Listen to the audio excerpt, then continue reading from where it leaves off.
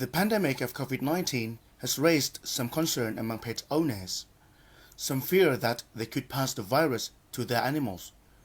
Others worry about catching the virus from their cats or dogs.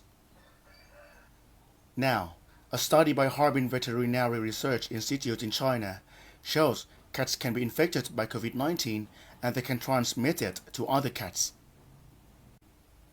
While the experiment may show that transmission from human to cat and cat to cat is possible, Professor Ken Smith is a specialist in animal pathology at Britain's Royal Veterinary College, says we ought to exercise caution about the results. The first one being that was a high dose of virus, so that's a likely unnatural situation. But the other fact is that the transmission to a single cat was based on those cats being in very close proximity, so in adjoining cages, for a prolonged period, so for several days. So already one's beginning to depart from the situation in nature. Although the study at Harbin is published, it has not yet been peer-reviewed, which means other scientists have not been able to scrutinize whether the results of the test are repeatable and whether they are flawed.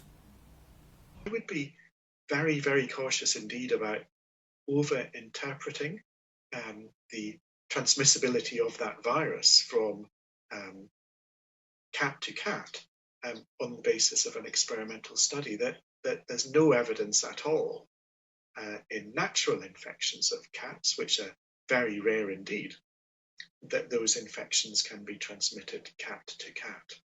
So I think we need to be very cautious about that Chinese study. Cat owners who suspect they have the virus are being advised to have minimal contact with their animals, wash their hands regularly when they do, and should try to keep their animals indoors. The virus theoretically might also be transferred from an infected person onto the fur of their cat, for example, through stroking or petting the cat. And so the rationale for keeping the cat indoors until the person is recovered is that the cat doesn't act as a vehicle, if I can use that term, in transferring the virus on its fur, and then if it's stroked or petted by someone outside, that the virus is then transmitted to that person. So those are the guidelines which are currently being recommended by the veterinary bodies. For the time being, it seems our cats probably have a little more freedom to explore the outdoors than we do.